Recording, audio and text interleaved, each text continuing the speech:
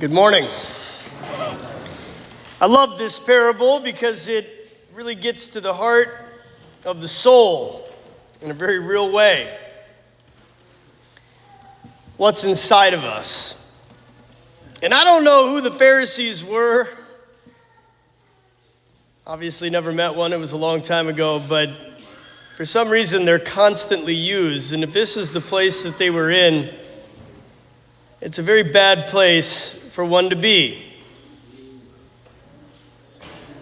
This Pharisee uses religion as a means of self-glorification rather than communion with God and neighbor. It's kind of the funny part about religion, isn't it?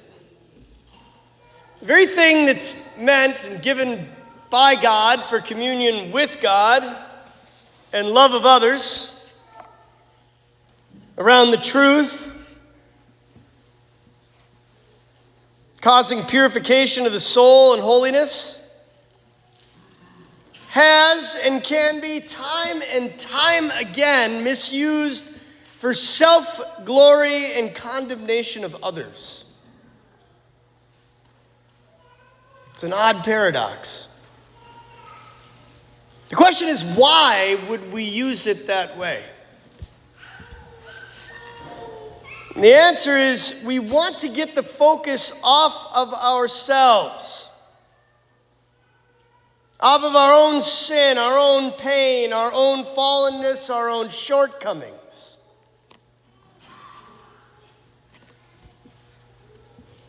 And so maybe not exteriorly, but many times interiorly we take the road of the Pharisee. Hear it again. Now picture this man on his knees. He's a holy man. Like if you walked into the church and maybe saw the priest praying. Oh God, I thank you that I am not like the rest of humanity. Greedy, dishonest, adulterous. Or even like this tax collector. Now we're so far removed from this that it doesn't hit like it would have probably for the first several hundred years of it being read, because although we may not like paying taxes or certainly don't want to be audited by the IRS, the idea of a tax collector doesn't carry the same connotation as it did during this time. These people were the worst of the worst. So that's going to be different for everybody. But in this last week, pick the person that you despised as you read a news article or watched a program on TV. Talk politics with another person.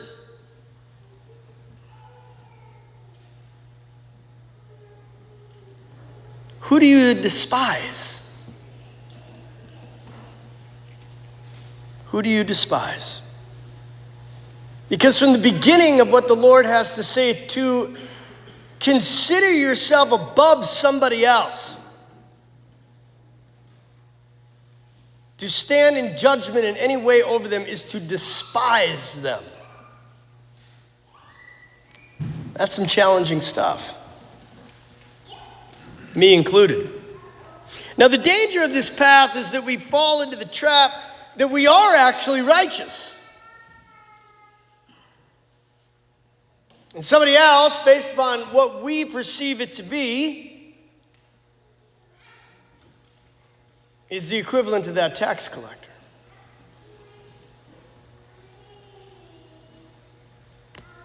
I think the best way to understand it from God's point of view would be if we were to, or what we were saying about whatever we're saying about whoever it is, were to be said about our child.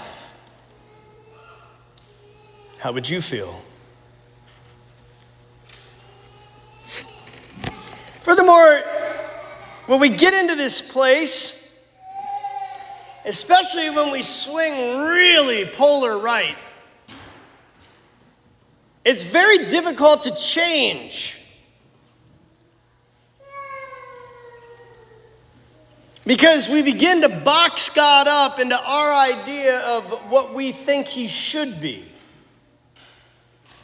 And we don't allow God to be God. That is what Jesus faces his entire life. Like God becomes man, and the leading hierarchical part of the Jewish faith decides that they're not going to let the incarnate God be the God that he is. They're not going to let him come as the Messiah that he is, because he doesn't fit the bill.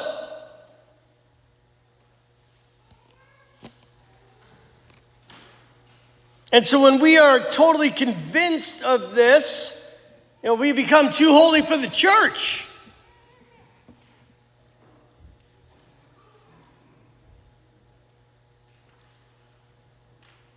Now there's a flip side of this coin too. Exact same spirit.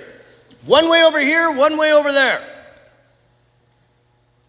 And this is the modern mantra that we hear all the time. Well, I'm a good person. I haven't killed anybody, Father. I have yet to find out, after many years of searching, what exactly a good person is. Now, we're all made inherently good by God. But the only two good people ever to live, truly good, are Jesus Christ, who is also God, and his mother, who was immaculately conceived.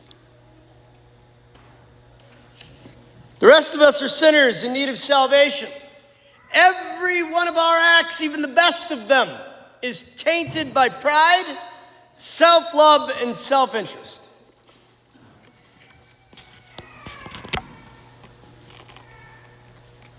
So the good person approach fails to acknowledge the fact that we are in continual need of God's mercy and is also pharisaical. Thank you, O Lord, for making me a good person. This is also an incredibly dangerous place to be, because we become deaf, dumb, and blind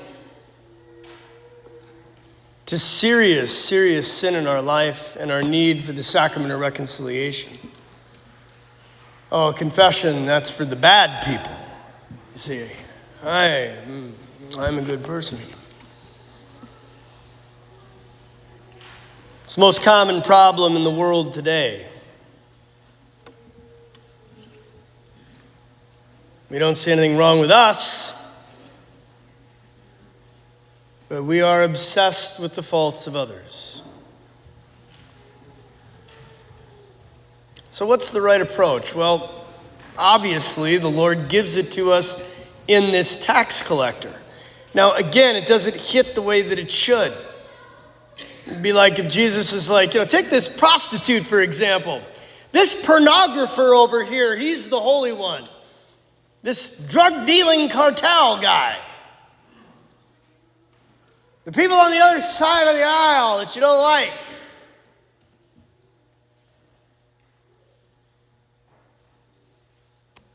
The one you despise. That's the one that walked into the church that day and acknowledged his sin personally.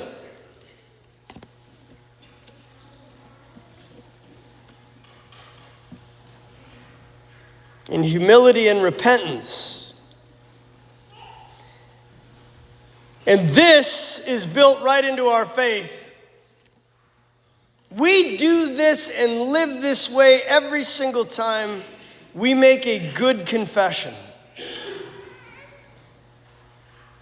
It's why confession is so unbelievably uncomfortable, especially if you've been away from it for a long time, because it causes you to do this. And the further away from this we get, the harder it is to get back to it. We end up in the Pharisee world. That's why if you're going to confession continually, you are in the perpetual state of repentance, meaning that you are in this place of the tax collector all the time. It's the irony of living that way too. Like, if you have somebody that has a huge conversion and, it's this difficult confession, and years later, they've been going to confession forever, like, you are so much more aware after years of practicing the sacrament of your shortcomings and failings, because God has taken you deep inside of yourself and you are measured up against his holiness.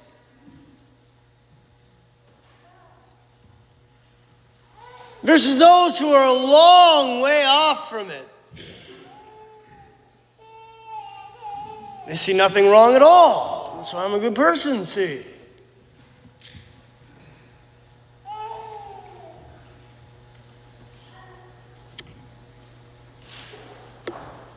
Reminds me of when I was about 9 or 10. I used to go to Grandpa and Grandma's house. And we go in the summer.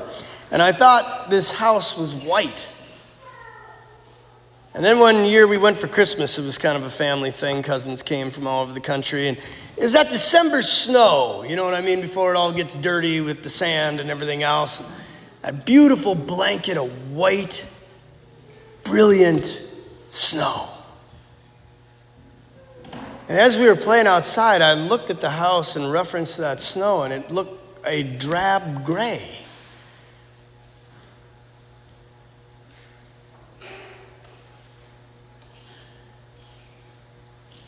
We can always find